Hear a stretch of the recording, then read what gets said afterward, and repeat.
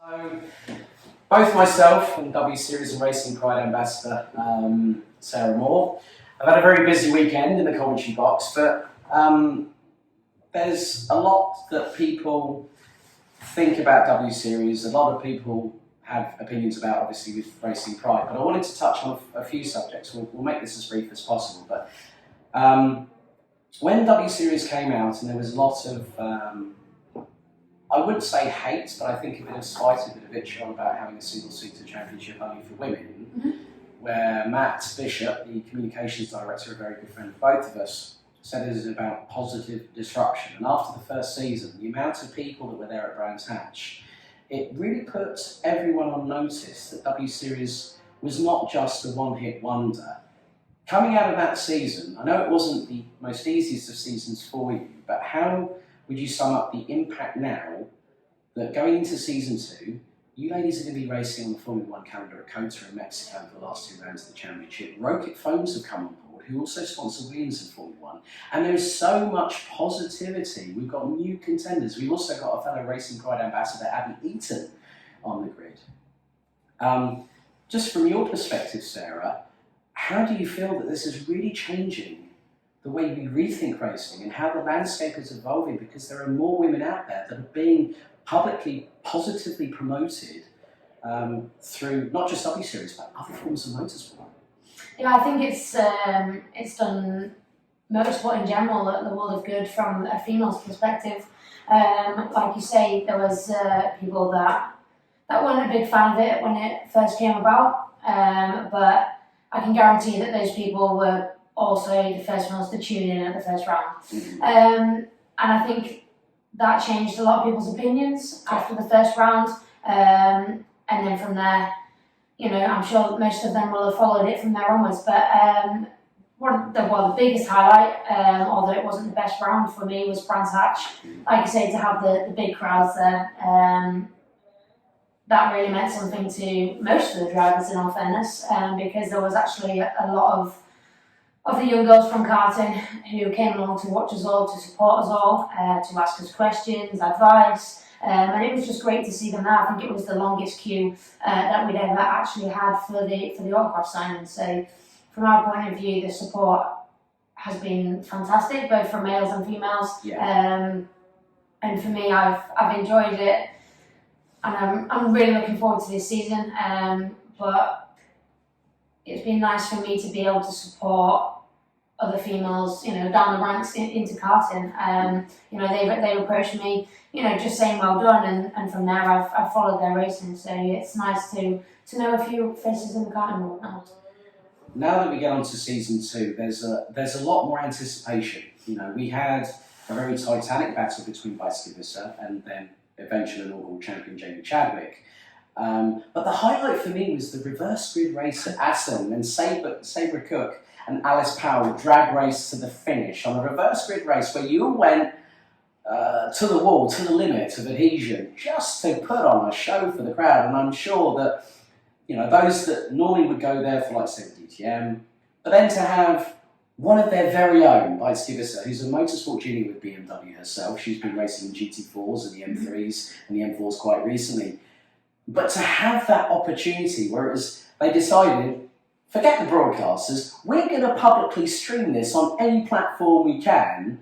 And I think for me, that was the highlight. And I'm looking forward to seeing if there are more of that this coming season, because it just really showed that it doesn't matter who you put in the car, irrespective of gender, irrespective of sexual preference, that they can go out there and they can be just as competitive as everybody else. Exactly that. Like I said, it was probably one of the most exciting races. I think from a driver's point of view, most of us anyway, there was no pressure going into that race. The only thing at the back of their mind was if you had anything go wrong with the car, or if you crashed the car, you would have to carry that car over to the next round. Yeah. But that didn't happen to anyone, and it was actually, other than Brands Hatch, the most enjoyable race in terms of the opportunities to overtake, the battles that we had, and I think it was probably the closest race throughout the whole season, really. And like you say, the dash to the finish line between Megan Gilks and Alice. That was it, sorry.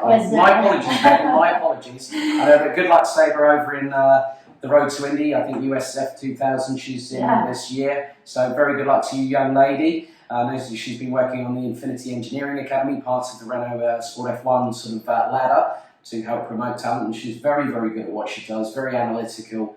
So yeah, Megan Gilks, that was a great race. I know that Alice was probably just seething. She went, I can't believe she beat me probably by a nose cone or a front wing. So, but W Series now comes into, I think probably it's into its sophomore season. I know we've just briefly talked about it, but you've been preparing, you're now following on from what we've just done, 36 races, 8 qualifying sessions. Yep. She's been doing not just pit lane reporting, but also camera work. Wow. So you've got the step counts up this week. But just realistically, to be alongside Formula One, that is very, very big. And now it's going to take this appeal that we're going to have the American and the South American public able to come to a race.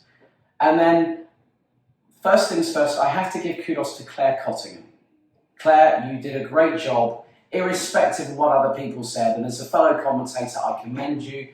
I know that we've got Alex Jacks coming on board as the lead commentator for 2020. Everything's ramping up. How have your preparations been coming into 2020? I know that you do have some guilty pleasures like fresh bread and cake. You're not supposed to tell anyone. No, we'll edit this. But no, I do know that every driver has their tendencies, let's say, to prepare, and a lot of physical exertion. You know, you're in the weights, you're doing a lot of cardiovascular equipment, getting your core strength up. You're pulling 3 times the force of gravity in certain corners, so the neck muscles have got to be at the optimum. How have your preparations been coming into the season in comparison with last year? Because, as we said, you know, you had some injury troubles, you've had a new seat fit, so you've gone with a different type of seat fit for this time, seat fits are a long, arduous process. You're in your race suits, you're sitting there, you're just trying to say, this is comfortable, then they have to shave down the seat, make it fit perfectly to your body. How difficult is it to prepare, first of all, not just physically, but then mentally? Yeah, I mean, going into this season, I kind of know more what to expect. Going into, obviously, the first season, I've not driven a Formula car since 2011. Not even just that, there's a big difference between the Formula BMW car and the Formula 3 car. So, for me, yeah, it was a bit of a shock jumping in the F3 car physically, because since 2011, I've done mainly GT racing and a bit of karting. So the fitness levels and the way of training is totally different. So it was a big learning curve for me. And like you say, unfortunately, I came upon some back problems, which as the season went on, I couldn't manage to iron out. I was busy doing GT racing alongside the Formula 3 stuff, so I don't really think I had a weekend off between racing and working, so it was quite difficult to get on top of the back. But after the season finished, that's been my main focus really. So I took a month or so off work, any kind of work, and just concentrated on trying to get my back to where it should be. And then from there, I think since probably October time, I've been at the gym. When I've not been away working, I've been at the gym 5-6 times a week. Started off working on my flexibility for my back, and then got back to doing the strength work. So that's where I'm at now. And as you said, one of the main parts within pretty much any sport now, to be honest, is the mental aspect. And that for me is actually probably on par with my fitness at the moment. After last season and the problems I had with my back, it affected me a lot mentally. And it's something that actually a lot of people struggle with, and we don't talk about it enough. I struggle with anxiety and depression, and it's something that it's not visible. Yes. And you know, a lot of people say we put a face on most of the time, and I'm a good laugh and I'm bubbly, yes. But on the inside there's a lot going on, and in my head it's always full of thoughts. So I ended the season in quite a bad place. So I took the time off work. to sort myself out and take some time for myself, spend some time with family, and try and get myself back on track. Going into this season now, I think I'm, at the moment, touch wood, I'm feeling fairly strong.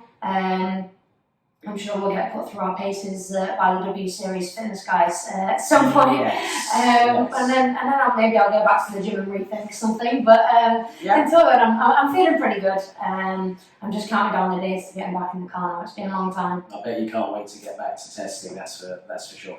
But the other discussion I wanted to have with Sarah is she is a Racing Pride ambassador, which is promoting further inclusivity of the LGBTQ plus community within motorsport, which Sarah is a part of. I know that you're getting married to your lovely other half this coming November, Carla. So first things first, we're not going to talk into your orientation in that respect. I want to talk about Racing Pride. It's a great initiative. There are multiple ambassadors on board. We mentioned Abby Eaton, Charlie Martin, who's looking to become the first trans woman racing driver to race at Le Mans. We've got Candy Search, who is the first ever trans woman esports driver. And what's more, she's been picked up by Team Fordzilla, which is the Ford-backed esports team. And she was at the Autosport International. Of course, Matt Bishop, a big part of it. He is such a great guy, a real nice bloke. Worked in F1 racing as its editor for 11 years, then jumped to McLaren as its director of communications before becoming part of the W Series team as their director of communications. A fantastic individual. But then we have to credit both Richard Morris, who races with Spire Racing around the country, and of course his good friend and colleague Christopher Sharp. Racing Pride has done a lot of leaps and bounds in the last 3 to 6 months. Partnering up with the British Racing Sports Car Club, the BARC. There's so many developments. When did you get approached by Racing Pride to become part of the ambassadorial squad? It got mentioned to me by Matt Bishop towards the start of the W Series season. I think it was. They'd actually sent me an email, if I remember rightly, or a message through Instagram previous to that. And with all the madness, I hadn't quite had time to respond. But I had a conversation with Matt Bishop about it, and I was well on board. It's something that needs all the support it can get, and I'm a very open person in that respect, and I will support anyone that wants to talk to me, wants to have a chat. It's like I say, it's something that he's talking about, and needs all the support, and just to see how far Racing Pride has come, like you say, in the past 6 months or so, is absolutely fantastic, and the work that everyone's doing. Richard is doing a fantastic job behind the scenes, working away on his laptop, going to plenty of meetings. Yes. So compared to what he does, we do nothing really, I guess. But we're thankful for everything that he does, and really, really proud to be part of it. I think one of the highlights for me was seeing you, Abby, Charlie all together with Richard and Christopher at the Autosport show. I mean, that for me was just a sign of solidarity through Racing Pride, and knowing yourself, knowing Charlie, knowing Cammy, knowing Matt, and also other people who are friends of mine, not within the motorsport fraternity, but within the community itself. It's so nice that, irrespective of preference, that anyone is as good as each other. You put the effort in, you put the hard work in. It just shows the power of the human mind, that we are such a multicultural, diverse landscape in terms of communities. Of course, there are people that don't believe in this kind of thing, and obviously there are the naysayers out there. There are those people who are religious about what they believe according to their beliefs, which is fair enough, they're entitled to it, but I think in many respects, for me, Racing Pride just shows how diverse we are.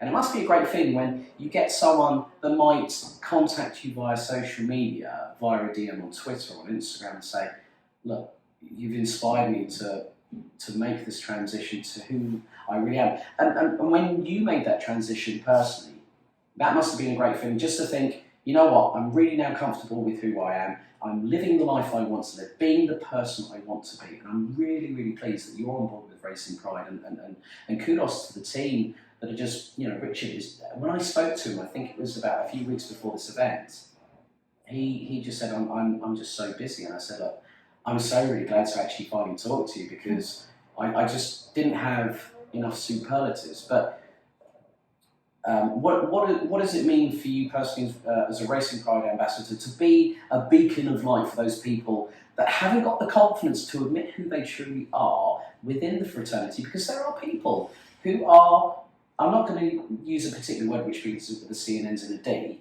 but people who haven't got the courage, haven't got the intestinal fortitude to make that choice and say, look, this is who I am, I'm still the same me. Mm-hmm.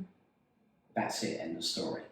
Yeah, as I said, it means a lot to be an ambassador for Racing Pride UK. And I'm sure this goes for all of us, but I do personally receive messages from various people saying that what we're doing is fantastic, and also just asking questions and asking for support. I mean, I had it relatively easy when I came out back when I was 19, 20. I had it relatively easy.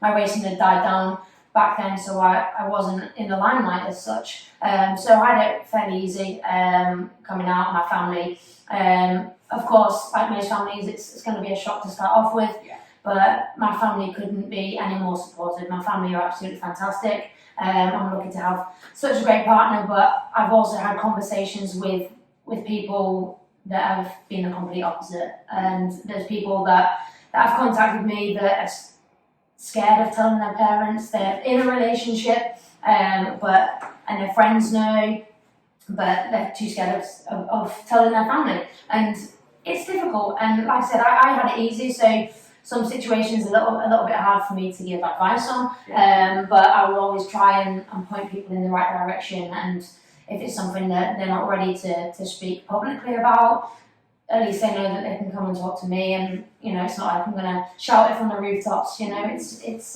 just a conversation between the two people. But from my point of view, I'm just proud to be able to feel like I'm approachable to everyone else, whether it be in the motorsport world or outside the motorsport world. In general, just the LGBTQ just needs the support. So, Sarah, thank you very much for your time. And don't worry, ladies and gentlemen, if you want to follow Sarah, see what she's up to this year, obviously, W Series, never know, we might see her back in a Rotax one time in the not too distant future. That would be pretty cool. You can find the links for Sarah's social media down in the description below. Also, the social media links for both Racing Pride and W Series. Thanks, Sarah. Thank you very much for your time.